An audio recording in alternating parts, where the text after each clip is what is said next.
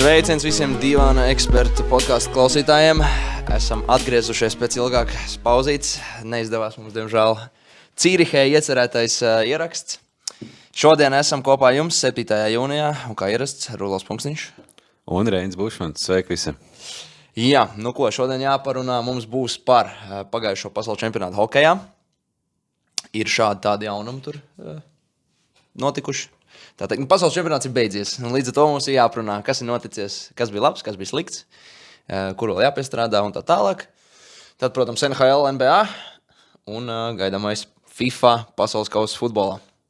Jā, tāds daudz un svarīgs tēmas, bet vienīgais, ka hokeja čempionāts beidzies jau pirms nedēļas, visiem jau viss ir skaidrs, bet, kā jau Rudolfs teica, tad mums it kā ierakstījām epizode Cīrihē uz vietas, bet nesanāca tur skaņu fonā bija pa skaļu un copyrights varētu būt. Tad, jā, copyrights un tikai 15 minūtes mums tur sanāca aprunāties, vai karsts palika saulē. Bija jau kāda aliņa arī pirms spēles izdzēs, tad nesanāca labākā saruna. Kopistiski nolēmām nepublicēt šo uzfilmētu video materiālu nekur. Tas paliks mūsu personīgajā arhīvā. Nu ko, pasaules čempionāts ir noslēdzies Latvijas izlasei. Otrs augstākais sasniegums pasaules čempionātos hokejā Latvijas vēsturē. 6. vieta, ļoti atzīstami. Protams, ka visi, redzot, ka ceturtdaļfināla pretinieks būs Norvēģija, gaidīja, ka mēs ejam uz top 4, līdz ar to tā 6. vieta paliek nedaudz ēnā, bet 6. vieta tāpatās, manuprāt, ir ļoti labs sasniegums. Jā, kā jau tu teici, viņi palika mazliet ēnā, dēļ tā, ka visiem jau bija tas top 4, jau bija redzams nākotnē. Un ar spēlēm sestdien pa pusfinālā un pēc tam medaļu spēlē, bet tāpat, sasniegums labs, uzvarējām ASV, lai, pēdējais 2 uzvaras arī, protams, bet galvenā spēle bija pret ASV, tad, lai tik tajā 6. vietā, jā, labs rezultāts, kā jau tu teici. Tieši tā, varbūt uzreiz jāizceļ kaut kādu spēlētāju mūsu, Rudolfs Balcers, tā arī saglabāja savu labākā snaiperu godu. Bronzas spēlē gan Norvēģijas izlases spēlētājs iemet arī savus 7. vārtus, bet viņam 10 spēlēs 7 vārtu gūmu, līdz ar to Rudolfs Balcers uzstādīja jaunu Latvijas izlases rekordu gūtajos vārtos pasaules čempionātā. Viņam 7 vārtu gūmi, un līdz ar to viņš bija arī šī turnīra rezultatīvākais, bet labākais vārtu guvējs. Jā, kapteinis parādīja pārējiem, ka vienkārši jāmet vārti un miers. Līdz pusturnīram bija palielam vienīgais, kas varēja iemest vairāk pa 1 golu. Bet tad, turnīra turpinājumā, protams, arī viņa maiņas biedri jāizceļ. Sāns Vilmans atkārtoja kopējo rezultatīvitātes rekordu, atkārtoja no Riharda Bukara 23. gada sniegumu 11 punkti. Arī, Tikpat punkti bija, man liekas, arī Balceram, ne? Vai Balceram bija 10? Balceram bija 10, man liekas, 7+3. Un, bija jau pirms čempionāta skaidrs, ka Sāns Vilmans būs viens no līderiem, bet arī 3. maiņas biedrs, kas nevar teikt, ka bija pārsteigums, bet maz nelikās, ka viņš varbūt turēs tik ļoti līdz saviem maiņas biedriem, bet arī Denis Smirnovs nopelnīja līgumu, HK Žoā komandā jau paliks Šveices Nacionālajā līgā. Arī bija labs centrs, vienīgais mums visiem centriem tie iemetieni bija tādi švaki procenti, bet kopumā savu darbu darīja tajā maiņā. Iemetieni nebija vienkārši. Iemetieni tas, punkts sāpīgākais pret visām komandām. Tieši tā, kā arī intervijās hokejs paši minēja, ka uzvarot to iemetienu pretinieku zonā, tu iegūst uzreiz iniciatīvu, un zaudējot iemetienu savā zonā, tu uzreiz atdod pretiniekam iniciatīvu. Tā kā neizdevās mums pārņemt tās iniciatīvas svarīgākajos mirkļos, kad tas bija nepieciešams. Un pēdējā spēlē pret Norvēģiju, kas mums bija arī noslēdzošā spēle, bet vismaz sasniegs ceturtdaļfināls, ko mēs vienmēr gaidām no Latvijas izlases un ceram, ka Latvija spēlēs ceturtdaļfinālā. Un neizdevās mums gūt vārtus, palikām uz 0.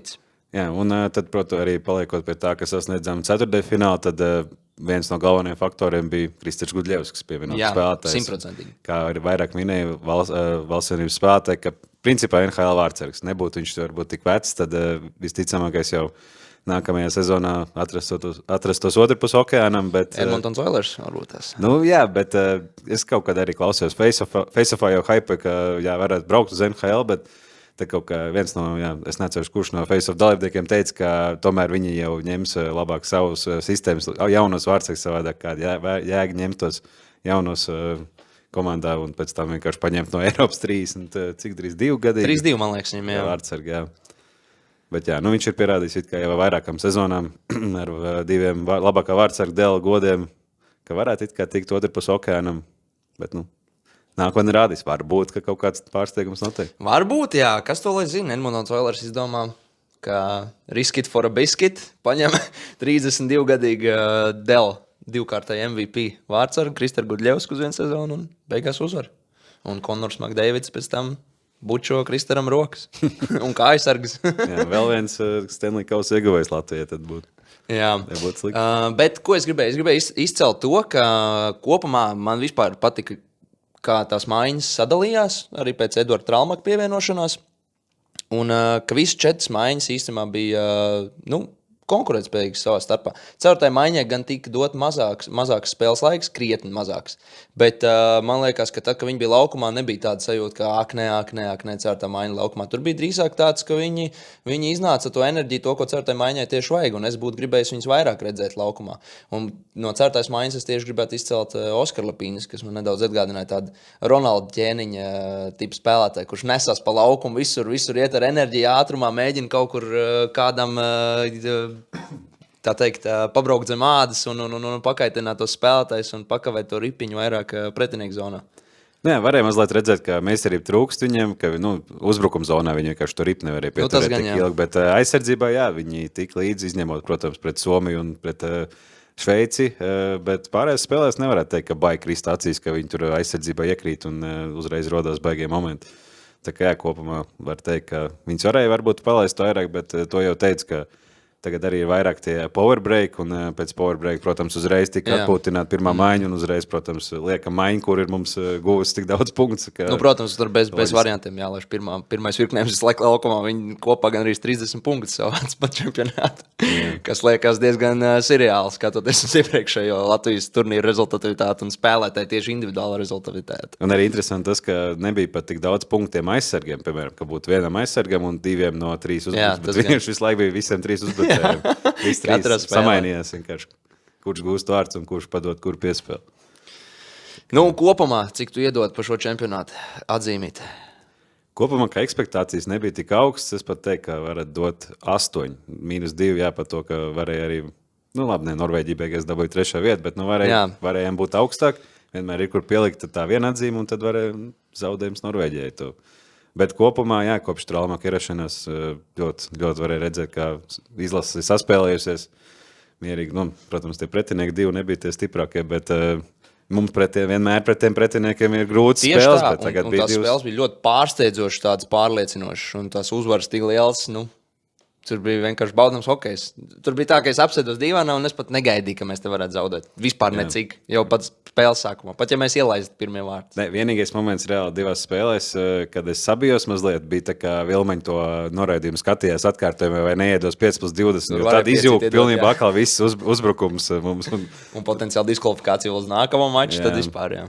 Bet tad, parādīja 2 minūtes, un tad atkal mazliet vairāk varēja atsēsties dīvainā, izlaisties un vienkārši skatīties tā kā filmu, jo nebija tas standarta Latvijas hokeja fanu sajūta, ka visu laiku stress ir un bail, kas notiks, bet tad varēja vienkārši izbaudīt hokeju.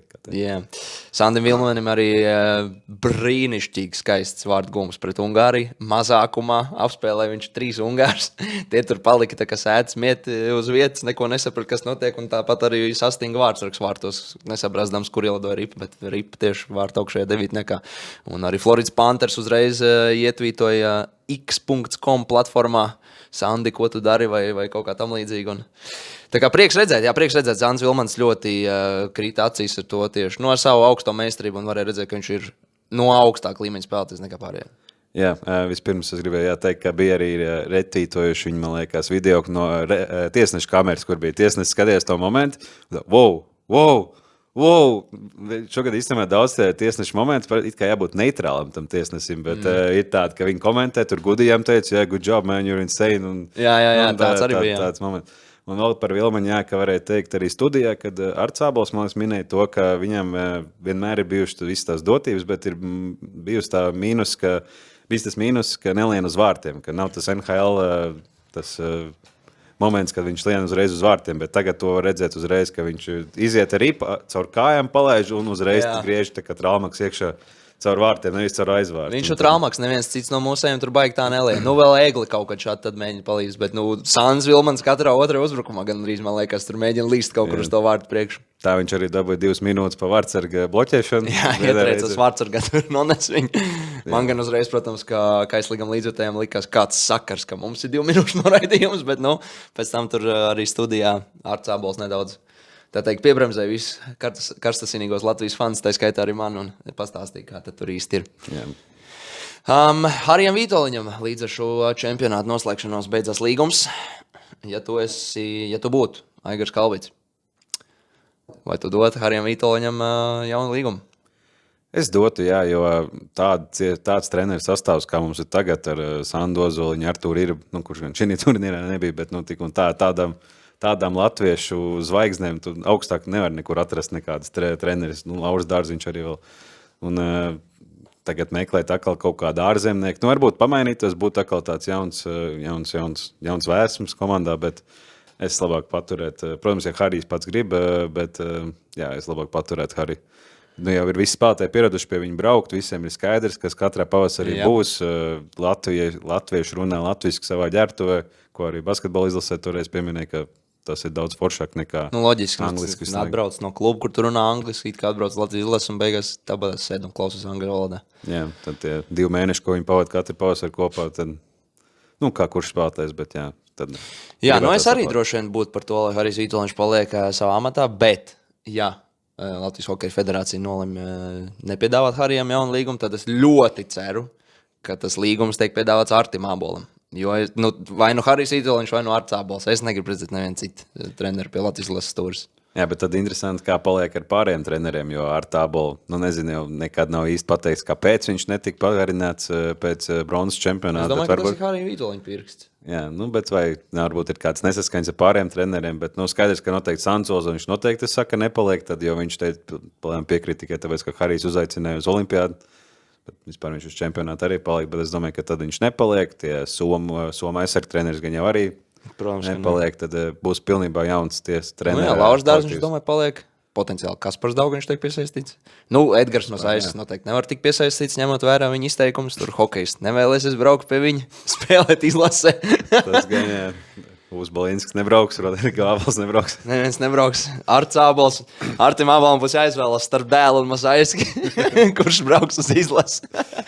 Bet jā, tiem, kas nezina, Edgars Mazājskis izteicās Face of podkastā, ka viņa laikā tā nebija, ka bija jābrauc uz izlasi, ka vienmēr viss brauc, neatkarīgi no kaut kādiem ģimenes pieaugumiem, mikrotraumām un vēl kaut ko. Un tad tas izcēla tādu sašutumu vētru nedaudz starp hokejistiem, un tad tur bija pilni sociālai tīkli, sociālai mediji ar visādām publikācijām, kur hokejisti viens otru atbalsta. Un Rodrigo Ābols laikam bija ielicis, ka viņš ir vīlies, ka kaut kas tāds, ka nezināja, ka viņu kāds nosodīs, ka viņš liks ģimeni pirmajā vietā, nevis Latvijas hokeja izlasi un tā.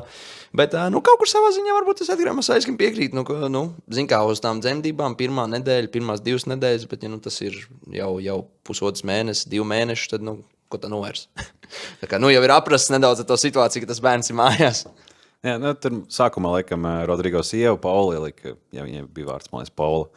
Ielika Instagram story un tad pārpublicēja gan Rodrigo, gan Uvs, bet tad Edgars teica, ka viņi mazliet pārprata. Standarta situācija, ka podkāstā kaut kas tik pateikts un uzpūst no tā viss. Protams. Bet jā, es jau mazliet biju aizmirsis šo momentu, bet tagad to atgādināju. Tas bija ļoti interesants moments, un viņš vienkārši ir iespējas atmiņā, tāpēc man gribējās nedaudz parunāt par to. Tāpat ir vēl vienas ziņas mums pēc pasaules čempionāta hokejā. Ilgadējais Latvijas izlases aizsargs Ralfs Freibergs noslēdz hokejista karjeru Latvijas izlasē.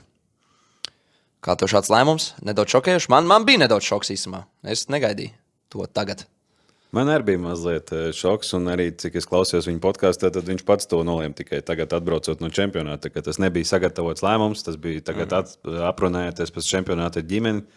Ar kaut kādiem pārējiem spēlētājiem, gan jau to pašu Kasparu Daugaviņu, tad iespējams viņš vienkārši saprata to, ka varbūt nākamajos gados pie pilnāka sastāva varbūt arī pats netiks, un tad ka vienkārši uzskata, ka labāk jābeidz uz labas nots, kā sastāviet arī pietiekam labs sasniegums.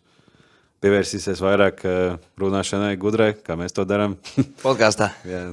būs full-time podkasters. Nu, kaut gan nē, viņam joprojām ir arī līgums Čehijā. Nu, jā. Bet sezonas laikā viņš katru nedēļu tāpat runāja, bet čempionāta laikā bija piesaistījis Ubalinski palīgā, lai parunā. Jā, tu te pieminēji, ka Denis Smirnovs nopelnīja savu jaunu līgumu, tāpatās jaunu līgumu pagarinājumu nopelnīja sev arī Mārtiņš Dzierkals pēc gūtiem vārtiem Šķēlienu Vācijas izlases vārtos. Tur gan Grūbauers viņam uzdāvināja. Tur Grūbauers vienkārši aizpeldēja kaut kur izgājis nedaudz no hokeja arēnas tādā mirklī. Es tieši atceros, ka es skatījos to momentu, ka Edgars Musaiskis face-offā zīmēja to, kā vārdsargam jāstāv kur un kā, un tad tas bija tieši ciemos Ēriks Vitols tajā epizodē, kā trešais viesis, un viņām divi tā kā Ēriks mazliet aizstāvēja, bet tajā momentā, kad Dzierkals paslidoja tieši no vārdsarga skatu punktu puslaukumā mūsu kreisajā pusē, tad viņš vienkārši stāvēja un skatījās pa labo pusi. Jā, viņš viņu pazaudēja pavisam. Galīgi pazaudēja. Un, Masaiskis pēc tam teica, ja viņiem 12-gadīgie vārdsargi būtu šitā darīt, viņš tur viņus nolamā treniņā. NHL vārdsargs ar 11 gadu pieredzi vienkārši izdomā. Tas gan. Tas, ko mēs īstenībā nemaz neapspriedām, mēs tik pateicām, ka pasaules čempionāts ir noslēdzies, neapspriedām vietas sadalījumu. Pasaules čempioni šogad mums ir Somijas izlase, otrajā vietā trešo gadu pēc kārtas ar 0 iemestiem vārtiem finālā Šveices izlase. Un trešajā vietā pārsteiguma izlase Norvēģija, kur pārspēja Kanādu ar 3-2 pagarinājumā.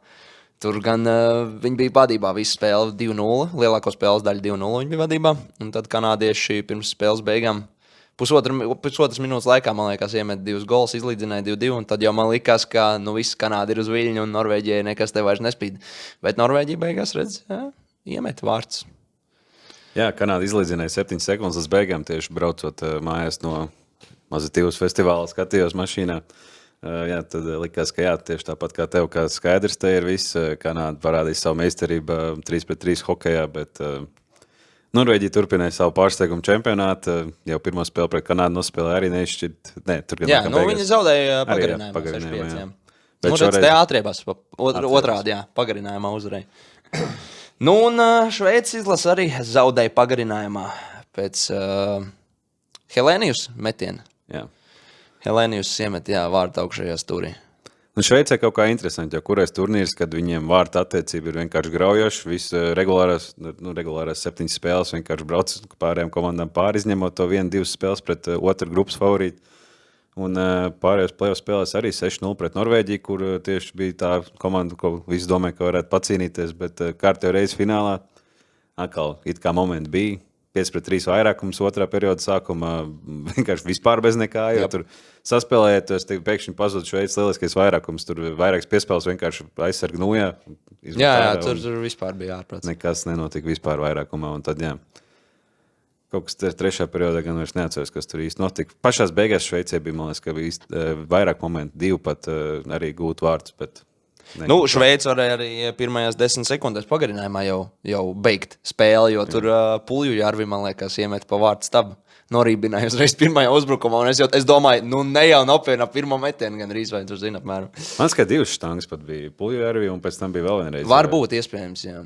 Kad neatceros, kuram. Un Kanādas un Norvēģijas tas pagarinājuma mačs, tas tur arī tai pagarinājumā tur visu laiku 2-1 uz vienu galu, uz otru galu, uz vienu galu, uz otru galu, un beigās Norvēģijai izdevās to 2+1 realizēt. Tur gan piespēlīt nedeva, iemet skaistu vārdu gūmu, arī vārdu augšējā devītniekā Stīns, tāds viņam bija uzvārds. Otrajā fināla spēlē gan vairāk pagarinājumā bija neierast, nebija īsti, bet neatceros nevienu 2-1 uzbrukumu. Bija tāda pozicionāli, iet zonā, 3-3 griež kaut ko. Un tad tieši tas Golden Goals, zelta vārtu guvums arī bija tāds, ka sagriezās, samainījās aizsargu un viens aizsargs vienkārši no aizvārds izlīja tieši priekšā vārdsargam, un tad vārdsargs arī neredzēja un ielaid savā tuvajā stabā. Jā, tur pēc tam vispār bīstam ap 2 šveicieši saskrējās, un tur ritīgi tūs slīda nogāja gar seju. Es domāju, nedodies tur pāris centimetru vēl pārgriež vaigas slīd. Tur Helēnijus arī uztriecās viņiem abiem. Jā, uztriecās ap 2. Tur vispār tāda baiga megā epizodes. Ja to palaiž palēninājumā, tad Helēnijus ieliek golu, uztriecās virsū un nogrūž 2 šveiciešus, tie sašutuši vienkārši. Viens pat vēl nav redzējis, ka vārti ir zaudēti, otrs jau saprot, ka vārti ir zaudēti, slīd bortā, ap 2 saskrējušies, un tikmēr Helēnijus jau pogā vaļā ķiveru un met cimdus pagaiss. Jā, bija arī interesantas svinības. Bronzas ieguvējiem Norvēģijas treneris Toresens bija ierakstījis X-ā. vai kāds nevar viņus nogādāt mājās, jo viņi gribēja veikt svinēt jau svētdienas vakarā pēc bronzas spēles, bet viņiem bija lidojums, laikam, paredzēts pirmdienā. Un tad kāds no norvēģu miljardieriem, kuriem pēdējā līdzsabiedrība bija sarunājis lidojumu, ka viņš lido no Norvēģijas pat no Oslo, pat aiznos Cīrihu, un tad no Cīrihas viņas nogādāja mājās, un tad bija svinības uz vietas turpat. Futbola stadionā, ne? Lidmašīnā, un pēc tam bija Norvēģija-Zviedrija pārbaudas spēle pirms pasaules kausa futbolā, un tad arī viņas puslaikā sagaidīja, ka tur puslaika pārtraukumā viņas sveica visu. Jā, interesanti. Somijā bija brīvdiena, man šķiet, nākamajā dienā. Brīvdiena gan es neko neredzēju. Vismaz cilvēki tur bija ielās, tur viss bija pārpildīts. Tur arī parlamentu pārstāvju skatos, tur dejoja un priecājās visiem kopā. Tā kā Helsinki ielas un arī citas Somijas lielākās pilsētu ielas bija piepildīts. Labi, ko pasaules čempionāts hokejā, es domāju, mums ir daudz un dikti apspriests, jau jāķerās kaut kam nedaudz tālāk klāt.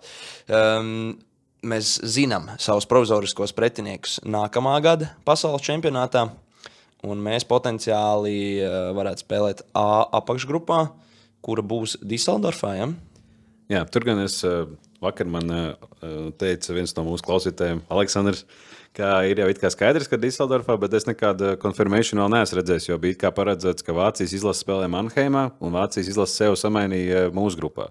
Bija pret Slovākiju, man liekas. Aha. Un tad tagad, ja paliek pa vecam, ka Vācijas izlase spēlē Mannheimā, tad mēs arī esam Mannheimā, kas būtu sliktāk, jo uz turien nevar pat taisnu aizlidot. Jā, nevar. Bet tāpēc rakstīts, ka paliekam Diseldorfā. Jebkurā gadījumā viņi vēl domā samainīt A grupā. Šobrīd mums ir. Tātad mūsu provizoriskie nākamā gada pasaules čempionāta pretinieki. Šveice, Somija, Zviedrija, Slovākija, Austrija, Slovēnija un Ukraina. Diezgan spēcīga mūsu grupa, ņemot vērā un skatoties, kā šogad spēlēja Austrija un arī Slovēnija. Un viņi vēl plāno, ka varbūt tās samainīt vietām Šveici ar Kanādu, jo Vācija vēlētos spēlēt atklāšanas maču Schalke 04 arēnā, kurā ir 77,000 ietilpība, un tur viņi gribētu, ka tas būtu Vācijas un Šveices duels atklāšanas mačs nākamā gada pasaules čempionātā. Tā kā tas būtu kaut kas iespaidīgs, Veltiņa arēnā. Viņi arī mācās, ka pagājušajā reizē, kad Vācijā notika čempionāts, arī tieši šajās divās pilsētās, viņi tieši atklāšanas spēle bija futbola stadionā, bet laikam mēs Schalkes piemirst. Diezgan pasen vispār Vācijā bija tas čempionāts. 11. Nē, 18. gadā bija pirms Bratislavas. 18. gadā? Jeb 17. Vienā no diviem. Varētu būt, kaut kad tad tur bija. Tā kā tā, tuvojās drafts, protams, Alberts Šmits, mums lielā cerība, ka viņš varētu uzstādīt jaunu Latvijas rekordu, būt augstāk draftēts par Zemgus Girviensonu, kuram bija 14. drafta numurs, vai ne? Bet, šodien ir aizritējuši, pareizi sakot, šonakt ir aizritējuši NHL drafta spēlētāju testi, vai tieši šorīt, no rīta? Combines. Jā, Combines, draft Combines, un Alberts Šmits starp labākajiem 25 rezultātiem galvenajās pārbaudēs figurējas tikai 2 reizes. Savukārt Rudolfs Bērskalns ir izcēlies daudz spožāk, kuram arī sezonas noslēgums junioru līgā bija diezgan spožs. Viņš tur daudz vārdus samet, man liekas. Jā, bija mans 4 vārdu gūma fināls sērijā, laikam pat pret to latviešu vārds ar Feldbergu, kurš arī dabūja MVP. Domiņas, viedoklis. It kā neizklausās nekas spožs, bet es domāju, ka Albertam tāpat jau plus mīnus viss ir skaidrs skautiem. Viņa profesionālais šis gads, Olimpiāde, U20 čempionāts, pasaules čempionāts. Un ko viņi tagad grib, lai viņš vēl sezonas beigās pēc tik garas sezonas pierāda sev kaut kādos testos? Arī viņš ir arī 2-metrīgs aizsargs gandrīz, kuram tur noteikti nav vajadzīgs, lai viņš tur var visvairāk uz benču uzspiest, vai tur visātrāk noskriet 100 metrus vai kaut ko tā, tad viņa dotības un nākotnes. Viens no galvenajiem rādītājiem, man liekas, aizsargiem, maksimālās skābekļa patēriņa rādītājs. Tātad daudz skābekļa nepatērē, var ilgi slidināties, izturība ir 15. vietā starp visiem. Nepīpē, tad ir Jā, izskatās, ka nepīpē, var ņemt, var draftēt, tā teikt. Bet jā, vēl jau arī rakstīts beigās, ka vēl joprojām tiek prognozēts pirmais 10, iespējams pat pirmais 5, bet jā, to jau mēs runājam jau vairākus mēnešus. Varbūt, pasaules čempionātā viņš neparādīja to savu labāko sniegumu. Tāpat tās 3 vai 4 piespēles. 4 piespēles gribēja ļoti gūt vārdus pret Ungāriju. Tā kā uzbrucējs spēlēja pēdējo periodu, bet arī Mainz biedri ļoti gribēja, lai viņš gūst vārdus. Jā, tur Alberts izdomāju, ka aizsardzību mēs vairs nespēlēsim. Esies uzbrukumā. Nu, tur arī Ungāri nespēlēja vairāk hokeju. Viņi vienkārši gaidīs spēles beigas. Ok, jā, ja hokejs, tad hokejs turpinam ar hokeju NHL fināla sēriju. Rezultāts šobrīd finālā tātad mums iekļuvuši komandas Vegas Golden Knights. Diezgan pārsteidzoši, vai ne? Jo gaidījām, ka tur būs Colorado Avalanche. Un otrā pusē diezgan pārliecinoši un skaidrs, ka tur bija jābūt Carolīnas Hurricanes. Monreāls Canadiens nekāda dižo pretestība neizrādīja Hurricaniem.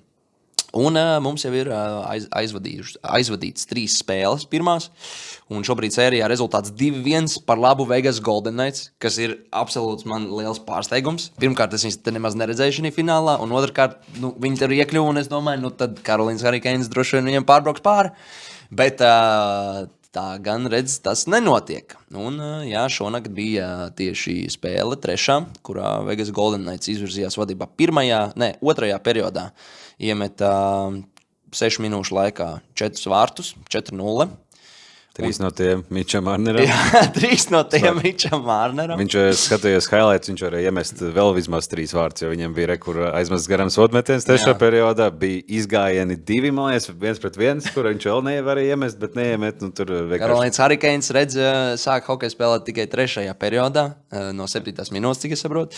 Un galvenais, protams, pavērsiens bija tas, ka vārdsargs Brendons Bussi tika uzlaists laukumā beidzot. Ja, cik es sapratu no tevis, pirms te runājām, viņš bija pamatvārdsargs. Regulārajā sezonā es skatījos, vienā brīdī parādīja statistika, ka viņam bija 31 izcīnīta uzvaru regulārajā sezonā un bija arī zaudējumi. Tātad viņš bija tā kā pirmais vārdsargs, bet šī ir pirmā spēle, kur viņš iziet laukumā pēc regulārās sezonas, playoffos. Ja Frederiks Andersens 36 gadu vecumā tika liks pa pirmo numuru. Viņu uzlika pirmajā sērijā noteikti, pirmajā spēlē, un viņi 2 sērijas pa kārtu 4-0, tad kāpēc, lai mainītu vārds? Loģiski, jā. Tā arī viņš turpināja. Bet, redz, te Brendons Bussi tiek ielikts vārtos, un pēc tam rezultāts ir 4-4 3. perioda beigās. Un tad otrajā overtājumā tikai Vegas Golden Knights gūst uzvaras vārds. Un 5-4 uzvar. Tā kā iepriekšējā spēle, manuprāt, arī noslēdzas ar pagarinājumu. 4-3. Visi spēles bijuši ļoti tūs.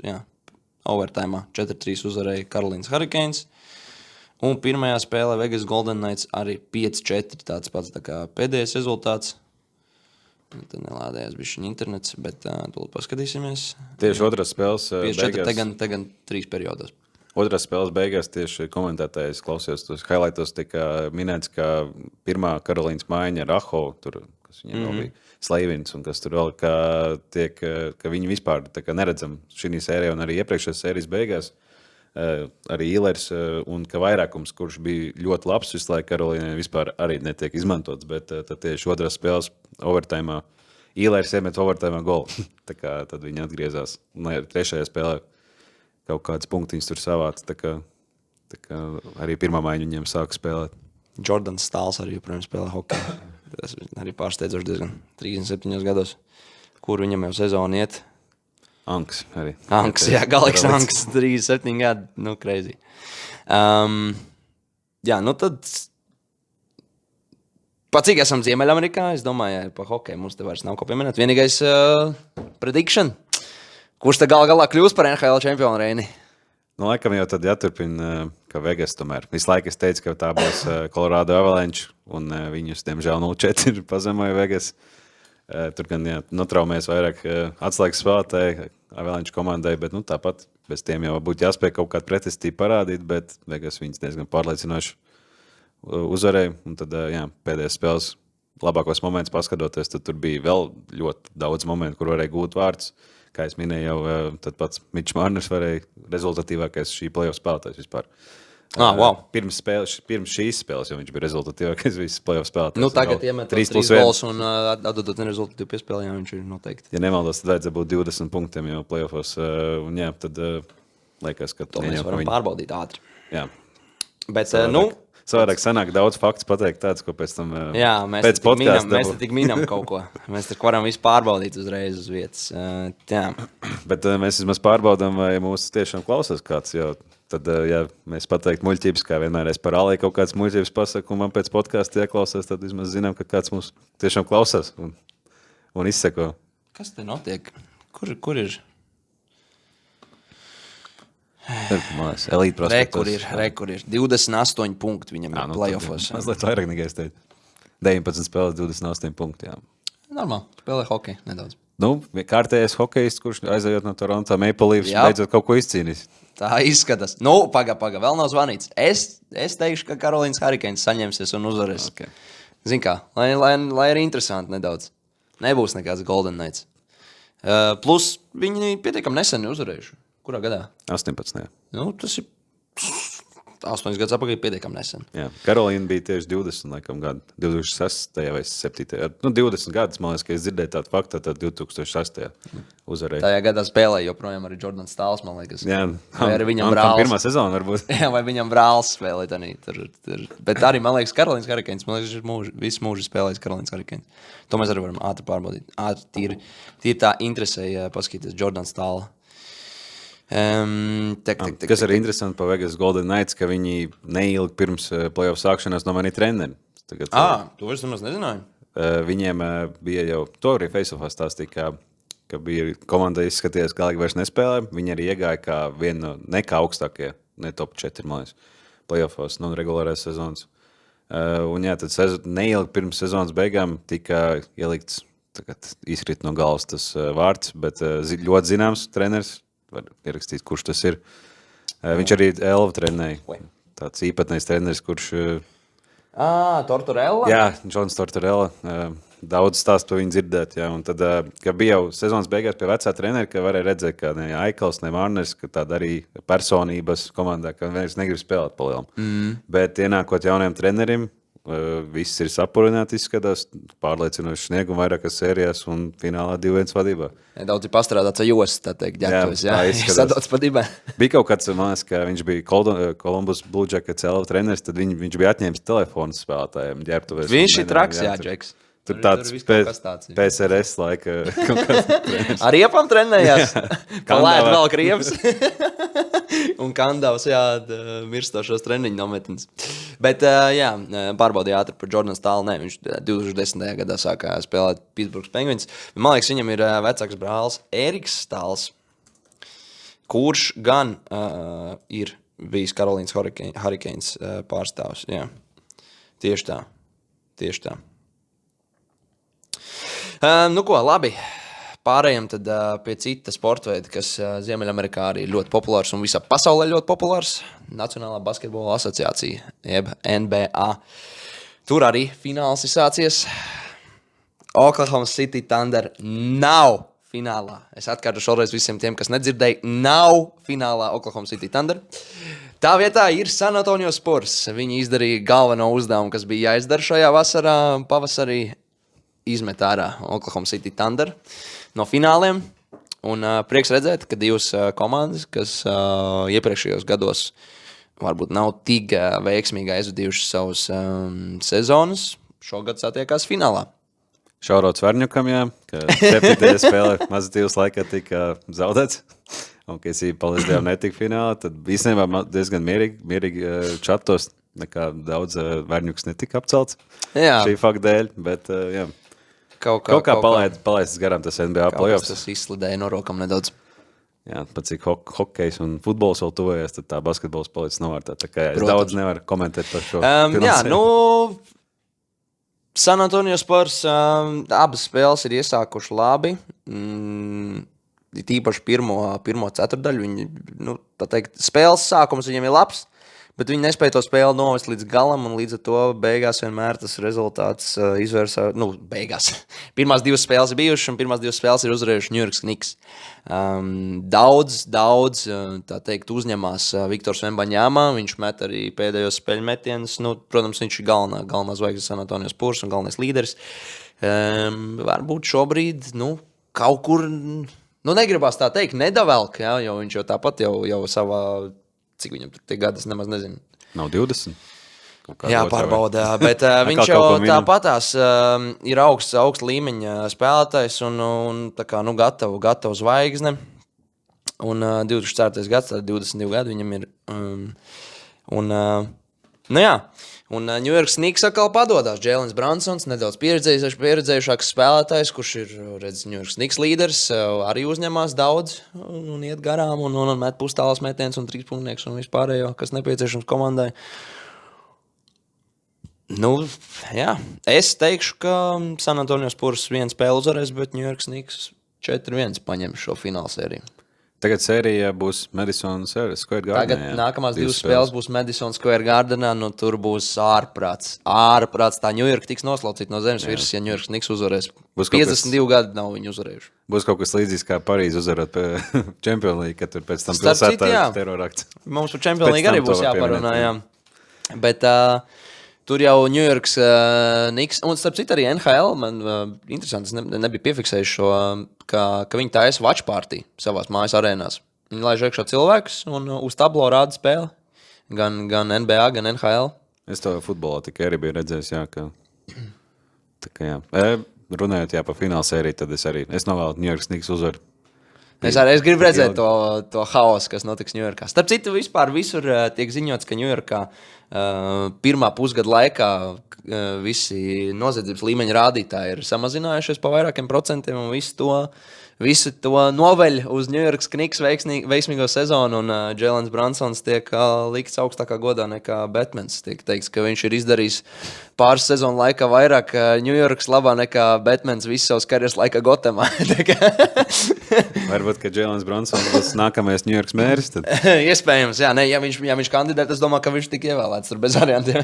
Viņiem vēl jāuzvar, jā, bet tad pēc tam gan jau, ka būs. Jā, tā kā tā. Nu ko, jāpievēršās mūsu futbolam, un tad jāpievēršās ar vienu tādu arī nedaudz pasenāku notikumu. 31. maijā vai 30. maijā? 30. maijā, jā, jo 31. bija svētdien. Jā, vispār noslēgušās arī visas augstākās futbola līgas, Premjerlīga, Serie A, Bundesliga. Kas tur tajā Premjerlīgā uzvarēja, Reini? Nu, diemžēl jāatzīst, Arsenāls arī dabūja apsveikt savu pretinieku Kārli. Apsveic Arsenālu ar diezgan pailgu pārtraukumu uzvaru beidzot Premjerlīgā. Bundesligā uzvarēja Minhenes Bayern. Mēs tieši bijām Minhenē dienā, kad notika Minhenes Bayern parādi. Diemžēl tikai uzzinājām par to pēc fakta, ka ieradāmies centrā un bija ļoti daudz Minhenes Bayern atbalstītāji. Jā, parādi bija jau noslēgusies, tikai bāros bija ļoti pedzērušies Minhenes Bayern fani. Bija toaletē man blakām Džeks dziedāja vienkārši vēl joprojām tur Minhenes Bayern dziesmas. Tad, jā. Jā, tas bija tā mazliet no, kas tur Francijā PSG uzvarēja. Jā, Spānijā Barcelona, Itālijā Inter Milan. Bet nu, tur jau bija skaidrs, kur uzvarēs jau iepriekšējā mūsu epizodes ierakstīšanas reizē. Nu, vienīgais, kas tur izmainījās, bija šīs Champions Līgas, Eiropas līgas un konferences līgas vietas, kuras sadalījās. Un jāatzīst, ka mans Londonas zilais klubs Chelsea noslēdz sezonā 10. vietā. Un palika bez Eirokausiem. Varēja uzvarēt Manchester City FA kausā, kur gan arī zaudēja. Arī zaudēja. Londonas Chelsea ir pagrab klubs šogad. 10. vieta, tas ir apkaunējums. Bet ko darīt? Nevar vienmēr būt veiksmīgs sezonas. Jāpiemina, ka veiksmīga sezona Manchester United. Līdz ar to arī Michaels Carricks tika parakstīts uz vairākām sezonām tagad kā galvenais treneris. Nu, redzēsim, kā viņam nākam sezonies. Vispār daudz jaunu treneru paziņot, arī Chelsea jaunu Cēskas Fabrikas. Nu, to mēs droši vien kaut kad vasarā uztaisīsim tādu kopējo transferu update'iņu nedaudz, kurš tad uz kuru klubu ir aizgājis, kuram jauns treneris, kuram futbolistam sievi pametus, kuri mēģinās naudu atkal izkrāpt no kāda futbolista un tā tālāk. Tur mums noteikti būs ko apspriest. Bet bija Champions League fināls, ko tu iesāki tieši par to, ka atsevišķi notikumi Parīzē. Līdz ar to skaidra lieta, ka Parīzes Saint-Germain uzvarēja otro gadu pēc kārtas Champions League'ā. Pēcspēles sitienos. Gabriels, Arsenal līderis. Viņš ir kapteinis, vai ne? Arī? Nē, Deklans Rais. Deklans Rais ir kapteinis? Nu labi, jebkurā gadījumā aizsardzības balsts Gabriels. Kā teica angļu komentētājs, iešāva bumbu Budapeštas naksnīgajās debesīs, un līdz ar to Parīzes Saint-Germain uzvarēja. Man ir liels prieks par to, ka tas tā notika, jo ja Arsenal būtu uzvarējuši gan Premier League, gan Champions League, tad viņu, tā teikt, nedaudz aptaurētie fani droši vien būtu dziedājuši tādas slavas dziesmas, ka šis ir lieliskākais klubs visu futbola vēsturē, ka neviens nav nekad vēsturē tik lielisku klubu redzējis. Mikls Arteta ir labākais futbola treneris, kāds ir pasaulē bijis. Jose Mourinho ar Ancelotti un tā tālāk tur būtu noteikti bijis. Jā, ļoti īsa teikumā pasakot, tad vienkārši sociālā mēdī būtu neciešama. Jā, sociālai mēdī tur varētu dzēst ārā. Varētu dzēst ārā Instagram, varētu dzēst ārā Twitter un vispārējos. Jā, bija ļoti forši skatīties pēcspēles sitiens. Spēle gan es baigi nepaskatījos līdz galam. Bijām Mazatīvas festivālā. Instagramā paskaties, es tev atsūtīju to informāciju par tām demolācijām Parīzē. Bija jāskatās kopā ar, ne kopā, bet ar diviem Arsenal faniem. Staigā apkārt divas Arsenal maiks. Viens no tiem bija Pēters Nabukts. Tieši skaties uz telefonu, parādīja, kā Havertz atklāja rezultātu spēles sākumā. Pēc tam, cik saprotams, tad visa spēle notika PSG dominācija. Un tad pagarinājām pēcspēles sitiens, kopā skatījāmies ar otru Arsenal fanu, ar Kārli. Un tad mēs bijām 3-1. Viņš bija vienīgais pār Arsenalu, un Gabriela Pendelē lidojot virs vārdu pārlikiņu bija tāds liels svinības no mūsu puses, un Kārlis palika tāds bēdīgs. Bet pēc tam viņš gan nebija baigi bēdīgs, bet Pēters gan bija redzams tā. Cik es tā dzirdēju, kā ātri aizgāja gulēt. Jā, pēc tam nebija par ko svinēt vairāk. Nu, lūk, un tad Instagramā tāds ziņu portāls Visegrad 24 ir nopublicējis nelielu apkopojumu, kas tad ir noticies Parīzē pēc Parīzes Saint-Germain uzvaras nedēļas nogalē, tātad 31. maijā. 2 cilvēki miruši, 219 iedzīvotāji ir savainoti, 57 policijas šie darbinieki ir savainoti. Viens policijas darbinieks komā, 7 ugunsdzēsēji savainoti, 692 ugunsgrēki, 264 mašīnas aizdedzinātas, 82 nepilngadīgie sagaida, ka viņiem būs krimināla atbildība, 491 arests un 22,000 policijas darbinieku tika izsūtīti uz dažādām vietām, objektiem, publiskajām telpām un tā tālāk. Nu, ārprāts. Jā, var redzēt, ka Parīzē mīl futbolu. Bija arī tas mīms, ko tu biji, es redzēju, arī bija nolaikojis, ka Parīze uzvar Champions League, un tad meanwhile Parīze no GTA San Andreas klips, kur notiek gangvāri. Jā, kur ir. Un tas arī pa New York Knicks ir tāds pats arī, jā, ka New York Knicks ir uzvarējuši NBA fināls. Tur ir ārprāts. Es domāju, ka New Yorkā būs vēl lielāks hais, jo... Nu, tur būs crazy. Bet redz, visi tagad ir hypa pa to, ka tās noziedzības tie statistika ir nogājusi uz leju. Varbūt tās, ka tas palīdzēs, ka visi par to runā un ka tie ņujorkieši un ņujorkas fani vienkārši trakos, bet netaisīs tādas nekārtības, kā to dara Parīzē. Nu, es tieši domāju, ka viņi būs prieks, būs jāsvin, un tad no hūdiem ies ārā, brauks pa ielām, un tad jau kaut kādi negadījumi tāpat atgadīsies. Nu, gan jau. Gan jau.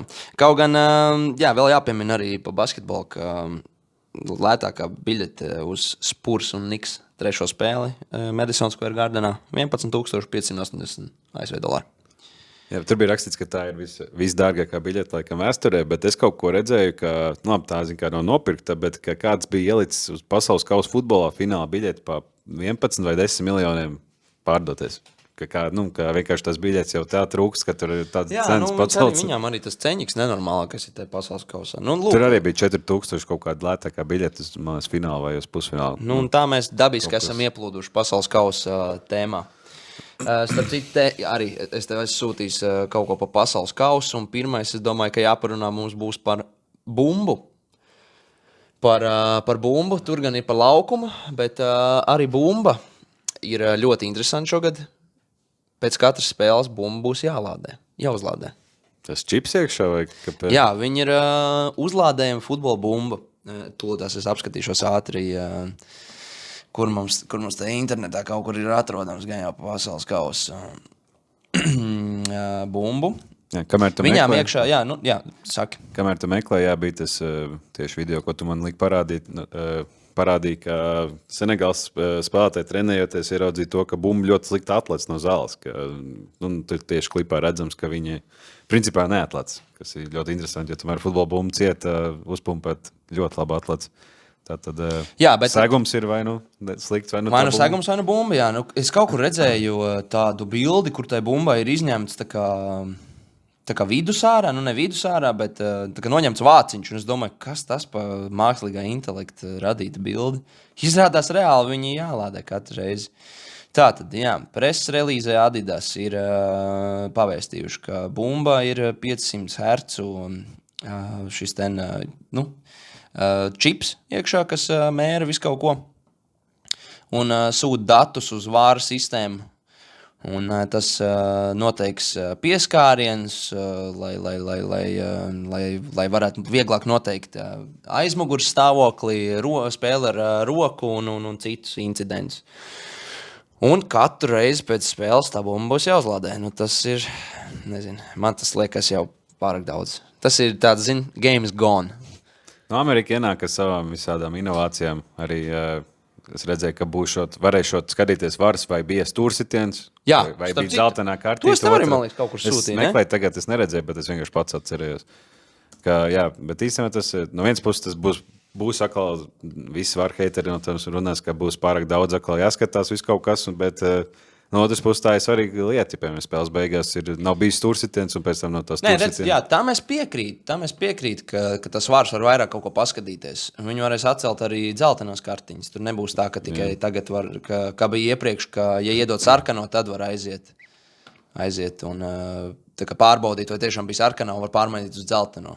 Tāpēc bieži vien tur tiesneši deva sarkanās kartiņas kaut kādās muļķīgās situācijās, bet tāda doma, ka varbūt var izskatīt. Jā, bet vienkārši tāpēc galvenais mīnus varam ir tas, ka viņi daudz skatās, bet jebkurā gadījumā ir ļoti daudz nepareizu lēmumu. Tāpēc arī daudz futbola pandīti, žurnālisti ir pret varu un ka jāatgriežas vecajās sliedēs, bet tad atkal būtu ļoti daudz vietas un klipu vienmēr internetā, kur bija kaut kādi sodi un pendelēm jābūt un nekas dižan, es domāju, nemainīt. Jā, vēl no jaunajiem noteikumiem ir, ka vārs varēs arī paskatīties sodus pirms šiem brīvsitieniem skatīties. Un cik es saprotu, tad, ja tur tiek reāli kāds pagrūsts, un tad, kā jau vienmēr viss tur grūstās pirms stūrsitieniem un brīvsitieniem, tad var arī atcelt to brīvsitienu vai stūrsitienu. Tāpat būs sarkanās kartiņas, ja kāds ies un runās ar aizklātu muti. Jā, šis noteikti no tā atgadījuma, kad viņi tika nosaukts par mērkeķi, ja nevaldas. Kaut kas tam līdzīgs, Benfica midfielders Gianluca Prestiani tur paslēpa savu. Šo virsrakstu es ieraugot, atcerējos to, ka tad nevarēs Jokarešs svinēt savus vārdguvumus, jo viņi svinēšanai tieši aizliekot tavs rokas priekšā. Jā, bet viņš jau nerunā tur, viņš tomēr pret kameru. Protams, smieklīgi.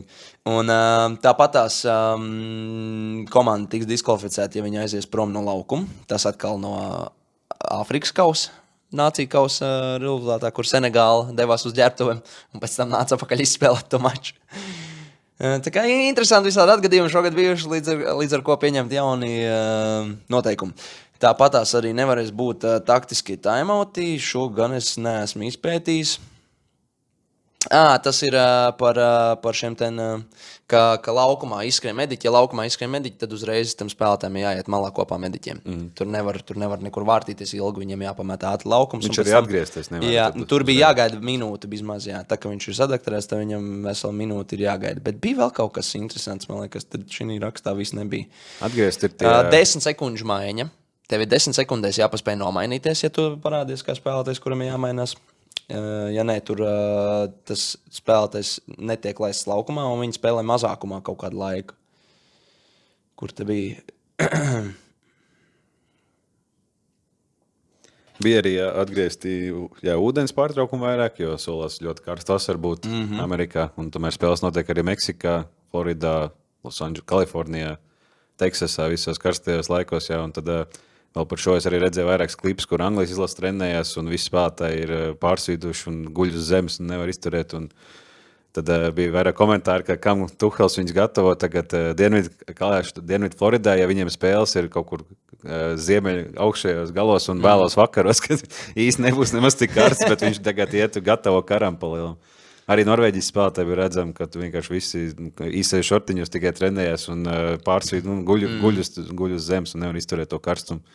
Tā kā jā, būs karsts. Jā, tā tad vēl 5 sekundes būs laiks, lai izspēlētu bumbu vārdsargs, tātad goalkick, un tāpat tās arī no auta izmest bumbu spēlētājiem būs 5 sekundes. Un ja tas netiek izdarīts, un tātad, cik es saprotu, tiesnesis turēs 5 pirkstus augšā un veiks to atskaiti tā, lai visiem ir redzams.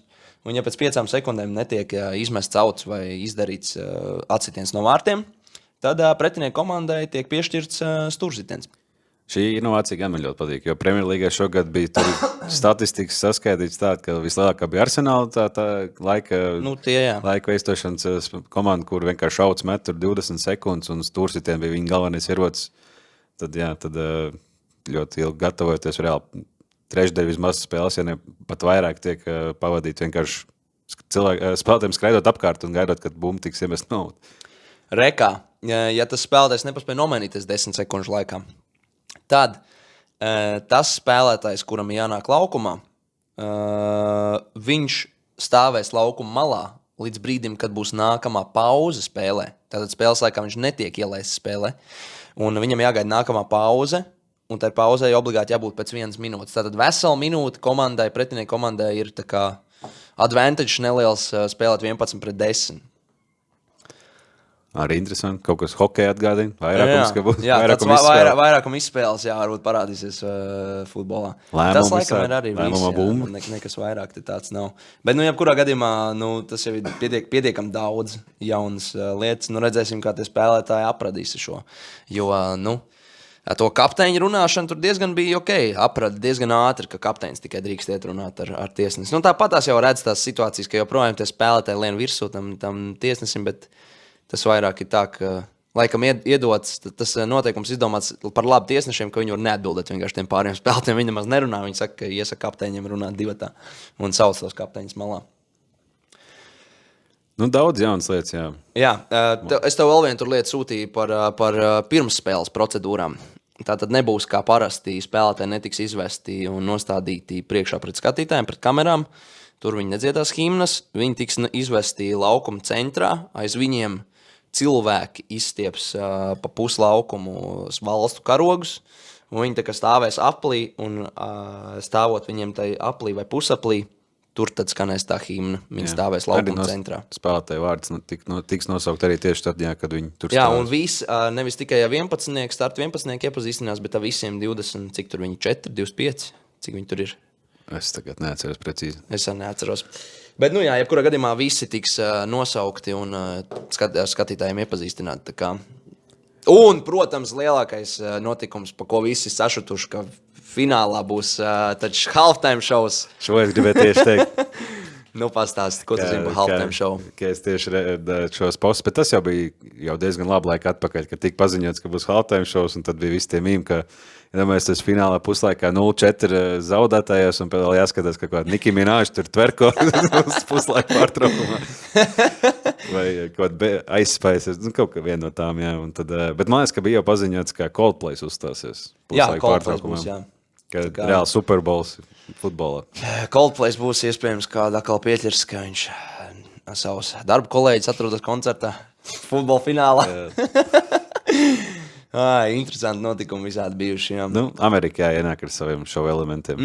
Būs īpatnējs pasaules kauss, bet to jau tad mēs redzēsim pēc pirmajām spēlēm. Arī atklāšanas ceremonijai viņam jābūt kaut kādai īpatnējai. Pirmā spēle bija, jā. Kas ir pirmā spēle? Jā, vispār labs jautājums. Mēs paskatīsimies. Meksika, man liekas. Jā, Meksika, man liekas. Jā, Meksika pret Dienvidāfriku. Vispār varētu būt interesants futbola mačs pat 4. 11. jūnijā. Es domāju, ka es noteikti pieslēgšos, paskatīšos šito atklāšanas spēli Meksikā. Es domāju, ka Meksika arī būs tā valsts, kurā varēs redzēt vislabāko to futbola atmosfēru no 3 turnīru rīkotāju valstīm. Kaut gan tagad bija pārbaudas spēle ASV Vācija tieši kaut kad nesen vakar vai aizvakar vai pēc šonakt. Un tur bija izpārdots Čikāgas stadions, bet Čikāga, kur ir viena no lielākajām, ja ne pat otrā lielākā pilsēta ASV, nav viena no pilsētām, kurā tiks uzņemts pasaules kauss. Tā kā tur pievāc 66,000 pilna futbola stadiona, bet pie viņiem futbols netiks spēlēts šajā vasarā. Nu, Čikāgā arī daudz sporta fanu, tā kā tur ASV lielajās metropolēs savākt 60,000 sporta pasākumu nav baigā problēma. Nu jā. Tīpaši, ka tagad ir tas hypes par to pasaules kausu. Tā, Kas vēl bija par apmeklētības rekordiem, tiek paredzēts, ka tiks gāsts vidējās apmeklētības rekords, bet tur jānotiek bija ļoti grūti. Es lasīju, ka bija kaut kā, cik tur tiem kopā miljardi skatītāji. Nu, ja saskait vienkārši visās spēlēs kopā visus maksimālo stadionu kapacitāti tiek sasniegt, tad tiks pārsniegts pasaules kausa rekords. Bet es neticu, ka bet tad ir jāpārdod, visas spēles, piemēram, kura kausa spēlēs ar švākām izlasēm, tad diez vai, ka tiks vietējā pārdod. Tur ies kāds, tāda pats Bosnija un Hercegovina pret Kataru. Kurš ies uz to spēli skaitīs? Bosnieši tikai. Kas tur vietējā. Katarieši varbūt kaut kāda arī. Iespējams, tiks vienkārši vietējiem sadalīts biļets, arī kaut kāds, tā kā hokejā tas bija, atgriežoties neilgi uz spēlē, uz kur mēs bijām, tad otrdienā pret Austrijas hokeja spēlē varēja redzēt daudz mazos hokejistus vietējos. Jā. Kā, bet tie, man liekas, bija tieši no Austrijas pat vēl, ne? Arī bērni. Nemaz, bija Cīriks Lions treniņtērpiem, mēs arī atceros, ka bija visā. Tā kā vienkārši izmantojot šādu iespēju, ka ASV tas notiek, gan jau vienkārši vietējā futbola klubu būs. Gan jau, noteikti, bērni būtu jāved uz šiem turnīriem. Bet, ko es tev gribēju teikt, ir aizliegtas pūšamās tauras futbola stadionā. Arī Games Gone. Jā, Games Gone, reāli Games Gone. Futbolā, come on, tas ir tas. Tā ir stadionā, es saprotu, labi, ok, hokejā maza arēna, tur ar tām taurēm, tu tur uztais tādu troksni, ka tur nedzird tiesnešu svilpu. Ne jau futbola stadionā, it īpaši vēl ASV, kur viņiem tur tās ietilpības, tur ir 90, 80 tūkstoši kaut kādi vaiprātīgie cipari. Tas vismaz iedod kaut ko. Ja tur iedomājies, tādā Bosnijas un Kataras spēlē bosnieši atnāk, 50 fani, katram at taurīt. Tev jau liekas, ka tur jau ir 10,000 skatītāji vismaz tikai dēļ tā, ka viņi visu laiku pūš taurēs. Tagad, ko viņi sēdēs un plaudēs ar rokām, tā kā itie videoklipi redzēt, we are USA, we are the best. Viņi bļaustās tie ASV it kā lielie futbola fani. ASV futbola ultras. Jā, smieklīgi. Žēl, ka tās taurītes ir aizliegts. Un vēl bija vispār paredzēts arī, ka viņi stadionos atļaus ienest savus uzpildāmās dzērienu pudeles, ūdens pudeles. Un tās arī ir aizliegts. Jā, es lasīju, ka viņas laikam maksājot $5 vai $6 vienu pudelīt uz vietas. Tā kā it kā drošības apsvērumu dēļ, lai spēlētāji nemestu pudelēm, lai netiktu mest spēlētājiem pudelēm, bet tāpēc tu nopērci iekšā to pudeli. Tāpēc tu vari izmest uz spēlētāju. Tas ir skaidri liek, tas biznesam vienkārši. 50,000 fani nopērk par $5 pudelīt ar ūdeni, un tur noteikti vēl kādai nepērk ūdeni, pērk aliņu. Iepārdots tiek dabīgi. Kā var paskatīties sporta bez aliņa? Bet, ko es gribēju teikt, ka FIFA ir parādījusi sev vienkārši no absolūti sliktākās puses. Nenormālākās cenas, nenormālākās izmaksas visiem faniem, kam jābrauc, kam jāskatās. Tāpat laikā UEFA, redzot šo FIFAs bardaku, paziņo, ka Eiropas čempionātā biļešu cenas tiek iesaldēts. Un dārgākās maksās £80 un lētākās £45. Tā kā Eiropas čempionāts būs jāapmeklē nākamais. Jā, tur arī varēs uz vienkārši kaut kādām random spēlēm braukt un apskatīties pēc 40 poundiem. Kāpēc gan ne? Un brīnišķīgi, ka viņi to dara, jo viņi redz iet pretī tiem faniem. Te FIFA atkal tikai naudas mašīnu mēģinam nopelnīt, cik vien varam.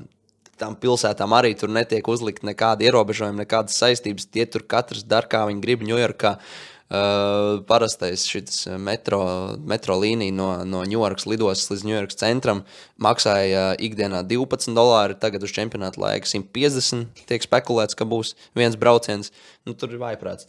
Un kaut kur vēl bija raksts, es redzēju, ka tur vietējie ņujorkieši sāk smieties par to, ka plānots tur pasaules kausa laikā pārvadāt entos tur miljonus futbola fanus pa kaut kādu tur metro līniju tieši. Tad ņujorkieši vietējie sāk smieties un teica, ka parastā trešdienā šitas metro nevar pārvadāt vietējos iedzīvotājus, kādas pasaules kausa fans viņš te vēl pārvadās, ka tur to sabiedrisko transportu arī nebūs tik vienkārši, kā tas varētu šķist. Jā, paliekot pie izmaksām, es vēl kaut kādu laiciņu atpakaļ skatījos video, kur kāds Anglijas izlases fans bija ielicis, cik man izmaksā sekot līdz Anglijas izlasēji visu čempionātu laikā. Tad tur bija sarakstīts izmaksas, kā jau spēle notiek, piemēram, viena tur Miami, otrā Ņujorkā. Es tagad nesaucu vietas, kur notiek, bet vienkārši teorētiski. Es neatceros, kur vienkārši viņiem spēles bija. Un tur otrā Amerikas krastā. Tad tur kopā salasījās viesnīcām, biļetēm un visu to bija tur 11,000, ja ne vēl vairāk. Tad vienkārši, skaidrs tas, ka vidējais futbola fans, kas ir reāli hardcore fans, vienkārši nevar atļauties tur aizbraukt. Tur brauks vienkārši bagātie, kur nav tik laba atmosfēra uzreiz. Jā, tieši tā, viņi nerada to atmosfēru, jo tie, reāli kvēlākie fani ir tie, kuriem nav tik daudz tie līdzekļi. Un tu nevari pa 100,000 visu ģimeni aizbraukt vienkārši futbolu paskatīties uz 3 spēlēm. Es esmu dzirdējis, ka ir kaut kāds džeks, kas pārdeva savu māju Anglijā, lai aizbrauktu šogad uz pasaules kausu. Gan jau tādu cilvēku netrūks, kas ir hardcore fani. Pat cik mēs spēlēsim fantasy un šovakar mums ir plānots draugu drafts, tad man, Reini, tev ir jāprasa. Kuras būs tās 4 valstis, kuras tu gribētu savā maciņā redzēt?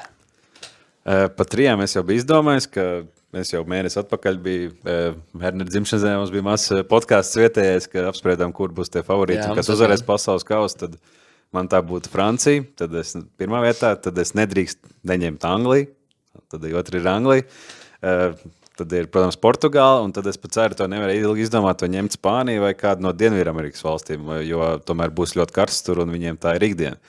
Tā kā, noteikti kaut kāda Brazīlija vai Argentīna, tad es tik un tā teikt. Spānija tomēr arī Dienvidu Eiropas siltumā pieradušas karstumā spēlē, tad es tāpēc ņemšu Spāniju.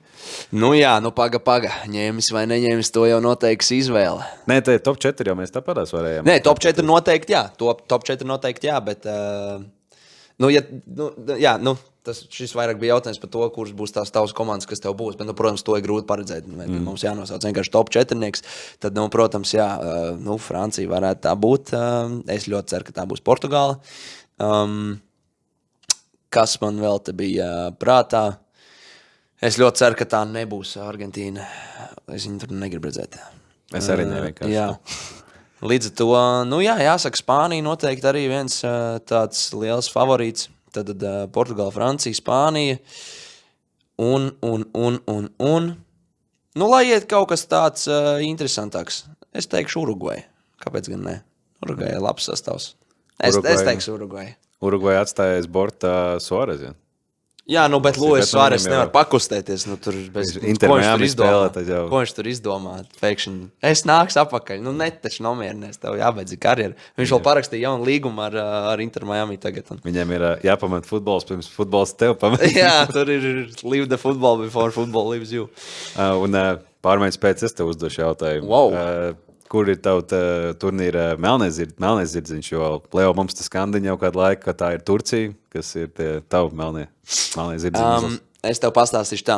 Man te draudzene parādīja Instagram publikāciju, pareizi sakot atsūtīja, kur viens kaut kāds, es nezinu, sporta eksperts, kaut kāds džeks, kurš ir pareģojis pēdējo 3 pasaules kausu uzvarētājus vienmēr pirms fināla turnīru. Un šogad viņš paredz, ka finālā tiksies Nīderlanda, Portugāla un ka uzvarētājs būs Nīderlanda. Un Portugāla, starp citu, pusfinālā pārspēšot Angliju tieši. Okay. Tā kā, es teikšu Nīderlanda, jo īstenībā Nīderlandai ir pietiekami tāds jauneklīgs un talantīgs sastāvs. Viņiem tur ir diezgan arī nomainījušies tie spēlētāji. Es pa vārtsargu līniju gan nezinu, kas viņiem tur ir vārtsargu līnija un tāds izteikts uzbrucējs laikam viņiem nav, bet aizsardzība un vidusdaļa laukumā viņiem ir pietiekami talantīgi un spēcīgi. Tā kā es teiktu, ka Nīderlanda varētu būt tā valsts, kas nedaudz pārsteidz visus šajā turnīrā. Protams, man gribētos, ka tā būtu arī Urugvaja, jo kaut kā, nezinu, man tā Urugvaja nedaudz sirsniņā iekritus. Bet, ja man jāsaka, tad es teiktu Nīderlanda. Kas tad ir tavs melnais zirdziņš? Es gribēju tieši ātri pieminēt to, ka man liekas, Nīderlanda vēl varētu būt tāda komanda, kur īsti nevar pieskaitīt pie melnā zirdziņa, jo viņi ir tomēr Eiropas top komanda. Bet viņus neviens neuzskata par favorītiem. Tādā ziņā es te piekrītu, ka viņi nav pat tur top 6 favorītu komandas. Viņi tās lielajos turnīros arī sev neparāda pēdējos turnīros nekā baigi. Visu laiku es domāju, ka mans melnais zirdziņš būtu Norvēģija. Jo Norvēģija ļoti, ļoti pārliecinoši izgāja cauri kvalifikācijas turnīram. Viņi Itāliju atstāja kā trešos, un tie nemaz nekvalificējās uz pasaules kausu. Tur viena spēle bija 5-0, un otrā tur Haalands iesit hat-trick, un otrā arī kaut kāds 3-0. Un, ļoti pārliecinošs kvalifikācijas turnīrs, kas gan tur pārējais komandas nebija tās stiprākās. Skotija vēl bija, ja nemaldos. Jā, tur bija Skotija man šeit.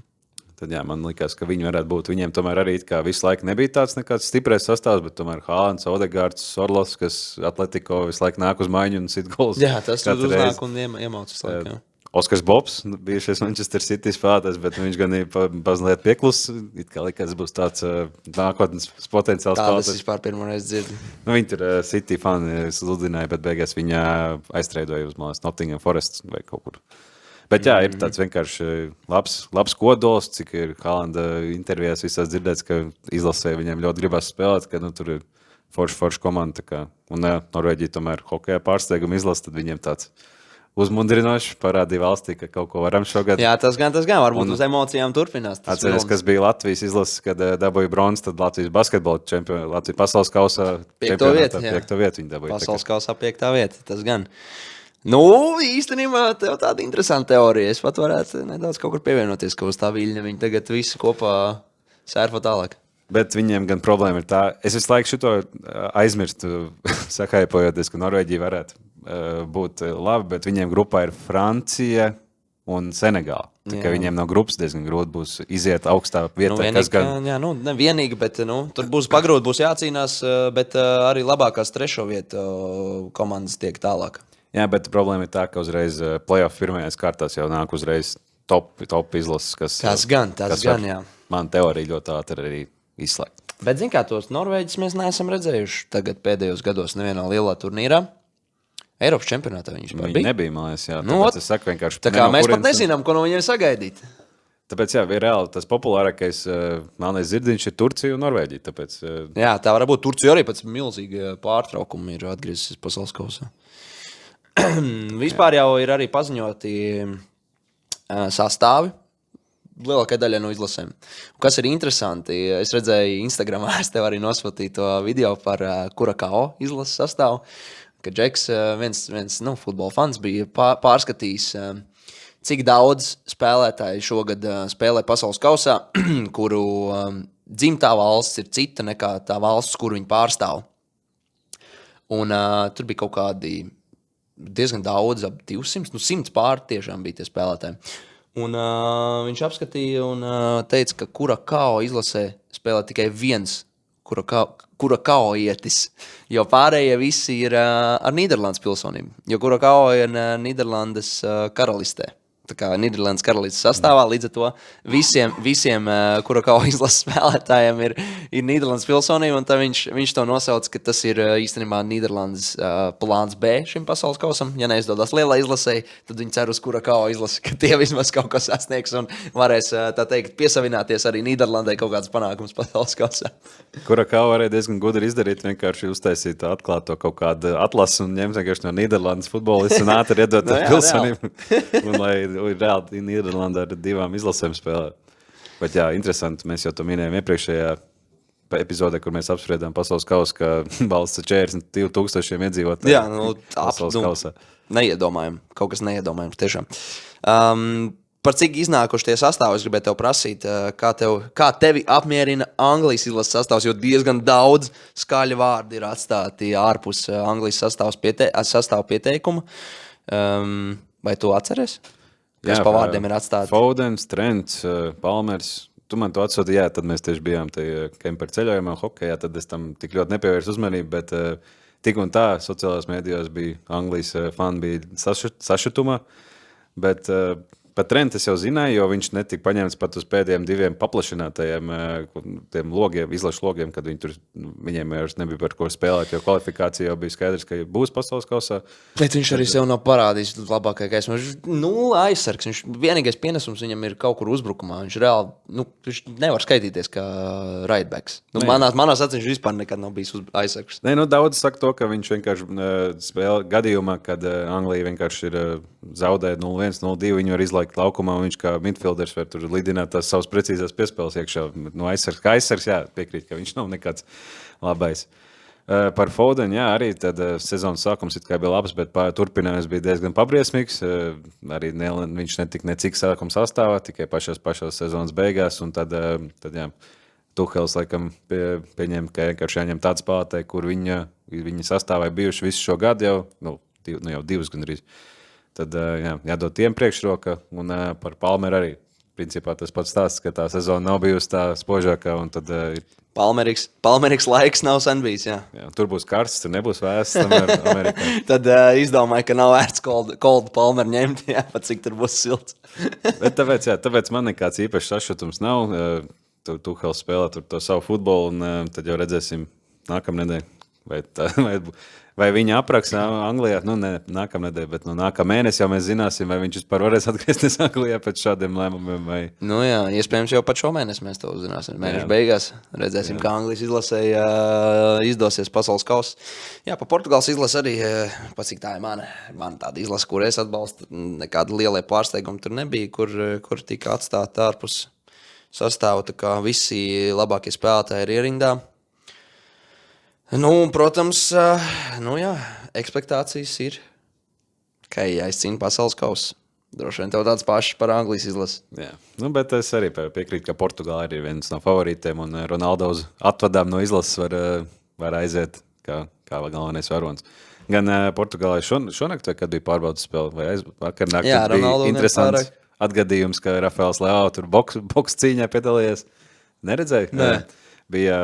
Es gan neatceros, kurā minūtē, bet tur sāk grūstīties, vienkārši tika pagrūstas kāds no spēlētājiem, Leao uzgāja tam spēlētājiem virsū, vairākas reizes pagrūta, beigās ar kula kilikģīmi. Nopietni? Dabūja sarkano kārtīt, jā.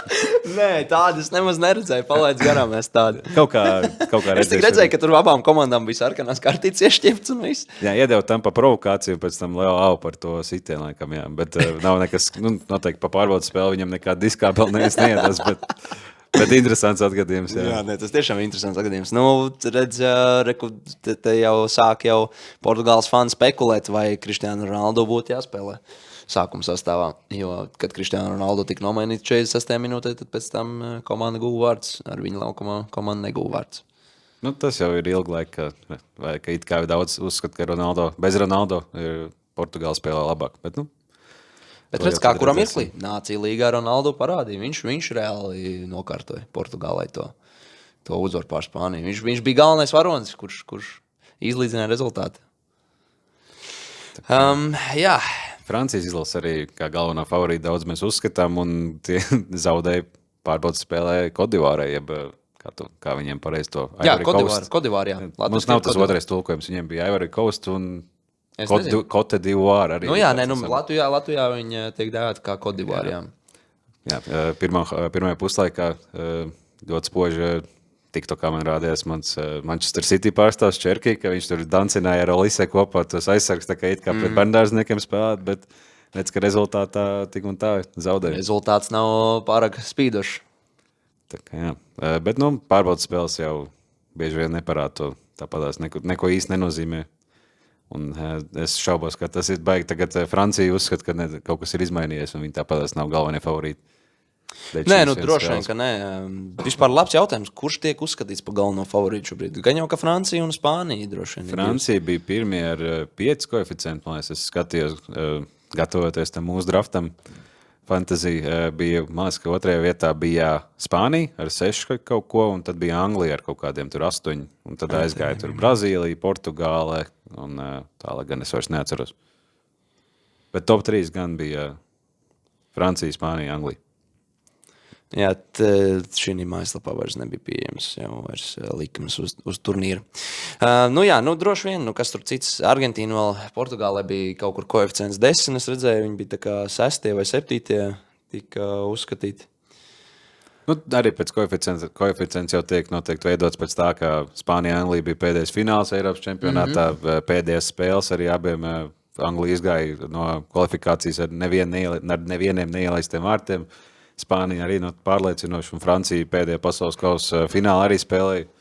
Arī vienkārši pēc tā, ka visi tas uzbrukums spēks ir vienkārši potenciāls. Nu, jā, protams, viņiem uzbrukums. Nu, viņiem Francijai, kā jau kāds man te no paziņām minējis, ka viņiem tur arī 2 sastāvi var braukt uz pasaules kausa. Viņiem arī vienkārši var spēlēt tā, ielaidām golu, ka iesitīsim vairāk nekā viņi iesitīs. Nu, jā, viņi jau tādu futbolu arī, man liekas, piekopja vairāk, ka viņi koncentrējās uz to, ka viņi vienkārši iesitīs vairāk nekā pretinieks. Viņi par tiem ielaistajiem daudz nedomā. Jā. Droši vien par pasaules kausu šobrīd vairāk mēs neko nerunāsim. Ir vienīgi divas tādas lietiņas, kur es vēl gribēju pieskarties, bet tas vairs nav par pasaules kausu. Bet par pasaules kausu mums vajadzētu nākamnedēļ, es domāju. Mēs varētu kaut kādu epizodīti īpašo uztaisīt. Pirmās spēles būs redzētas. Vajadzētu tā, ka lielākā daļa komandas būtu jau vismaz redzētas, vismaz labākajos momentos, jo tagad spriest pēc tā, ka kuram bijusi garāka sezona, tas futbolistiem sezonas ir bijušas ļoti garas. Grūti paredzēt kaut ko. Paralēli, kamēr mēs te runājam, mums fonā iet pasaules kausa 3x3 basketbolā. Latvija pret Serbiju, tā teikt, tāds 3x3 basketbola klasiko, varbūt to mēs tā varētu devēt. Es domāju, arī 3x3 basketbola pasaulē speciālisti novērtēt šādu terminu, izmantot, kad spēlē Latvija pret Serbiju. Jā, tur jau Lasmans ar Miezu un tie pāris serbi, kas ir jau zinām pēc izskata, jau viens otru pazīst.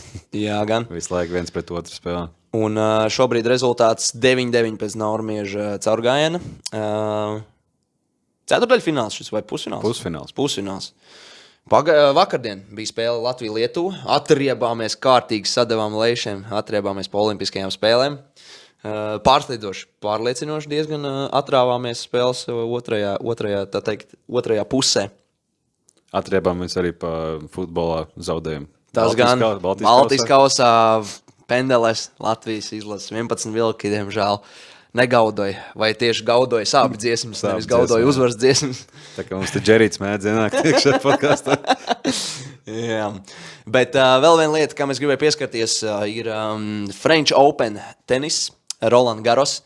Un te tādi interesanti notikumi, jo pirmo reizi vispār, man šķiet, šo ten Grand Slam turnīru vēsturē pirmo reizi gan sievietēm, gan vīriešiem finālā spēlēja, un joprojām arī spēlē, vīriešiem šobrīd norisinās fināls joprojām, tādi tenisisti, kuri nekad savā karjerā nav izcīnījuši Grand Slam titulu. Tā kā visiem, kas, tātad vienai sievietei, kas ir Mira Andreeva, apsveicam viņas ar uzvaru. Viņa uzvarēja pirmo savu Grand Slam titulu, un otrā, teiksim, vīriešu finālā. Tur šobrīd Zverevs pret Cobolli, itāļu tenisisti vai Cobolli spēlē, un arī šie divi kungi nav izcīnījuši nekādu Grand Slam. Kaut gan jāpiemina tas fakts, ka Aleksandrs Zverevs jau ļoti, ļoti ilgu laiku ir 3. pasaules rakete, bet viņam nav izdevies izcīnīt nevienu Grand Slam titulu. Bet atgriežoties pie sieviešu fināla. Finālā spēlēja poliete, tūlīt pateikšu precīzi, Maja Švaļinska. Un viņa ir VTA rangā 114. vietā. Viņa tātad nospēlēja 3 kvalifikācijas mačus. Ja? Tas ir 3 kvalifikācijas spēles. Un pēc tam viņa bija reāli ilgāk pa visām tenisistēm French Openā. Viņa bija atbraucot uz French Open, viņa piedalījās kvalifikācijām. Viņa noīrēja viesnīcu uz pāris dienām, domājot, ka ļoti iespējams, ka viņa kvalifikācijā izlidos, vai arī izlidos pēc tam pirmajā kārtā pēc kvalifikācijas. Un viņa noīrēja tikai uz kaut kādu noteiktu laiciņu to viesnīcu. Beigās viņa sāk uzvarēt spēli pēc spēles. Viņa līdz finālam nebija zaudējusi nevienu setu. Viņa bija visur 2-0, 2-0, 2-0, 2-0, 2-0. Un viņa pat cik viņa ir 114. vietā pasaules rangā, viņai nav šobrīd neviens sponsors. Viņa reāli pati pa saviem līdzekļiem braukā apkārt. Un viņai pietrūka nauda reāli, lai paliktu uz French Open tālākām kārtām, kurām viņa ar katru savu spēli kvalificējās. Un pat cik viņai ir ļoti labi draudzene Iga Świątek, kas ir pasaulē top 10 tenisista, arī no Polijas. Viņai ir sponsors Oši, tu zini noteikti, es dzērs Oši. Vitamīnu ūdens, parasti noteikti sēdens rītā. Tieši tā, un vitamīnu ūdens Oši paņēma Švaļinsku uz šo turnīru savā paspārnē, nosponsorēja viņai viesnīcu palikšanu, un Maja Švaļinska šajā turnīrā ir nopelnījusi vairāk nekā visā savā karjerā, aptuveni kaut kur 1 600 000 vai 1 800 000 eiro. Tā kā, žēl, ka viņi neuzvarēja to finālu, jo es ļoti turēju īkšķis par to, lai viņi uzvarētu, jo tā būtu, mega giga sensācija, ka tenisisti no kvalifikācijas, izspēlējot 3 kvalifikācijas mačus un pēc tam vēl nospēlējot pilnu turnīru uzvaru. Bet, protams, jāapsveic arī Mira Andreeva, kur tikai 19 vai 20 gadu vecumā uzvar savu Grand Slam. Kaut kas līdzīgs Jeļenai Ostapenko. Jā, es tieši gribēju teikt, ka tādi interesanti notikumi tenisā. Jā, es tieši vakar arī mazliet paskatījos Zverevs pusfinālā spēlē. Es jau neatceros ar ko, bet to spēli mēs paskatījāmies. Ģimenē mamma arī ne tikai par Alifano, bet par tenistu. Mums bija piespēta kārtā vai pie vakariņām jāskatās ierakstā pusfināls. Tūlīt paskatīsimies pusfinālā, par ko viņš spēlēja. Bet jā, es tāds nekāds baigais tenisa eksperts fans neesmu, bet jā, ik pa laikam sanāk paskatīties. Gan pārsvarā vienmēr sanāk skatīties, kā Alvares spēlē. Alcaraz, jā. Alvares. Julians Alvares. Mēs jau vēl prām futbolu, bišķi futbolā. Jā, viņš uzvarēja Čehu tenisistu Menšiku, 27. rangs Menšikam. Tā, visādi interesanti notikumi. Paldies visiem klausītājiem. Gara epizode mums šoreiz sanākusi, bet bija jau arī mums par ko pārunāt. Tomēr liela pauzīte. Jā, sanāca vairāk kā mēnesis. Nē, precīzi mēnesis varētu būt gandrīz. Ja mēs... Gandrīz 10. mājas, man liekas, mums bija pēdējais. 8. laikam. Es klausījos, 10. mājas bija. 10. mājas, jā. Tā kā paldies visiem klausītājiem, un tad jau tiekamies nākamajās epizodēs. Jā, paldies visiem, tiekamies gan jau atkal nākamnedēļ, tad jā, futbola laikā. Dāvai, čau!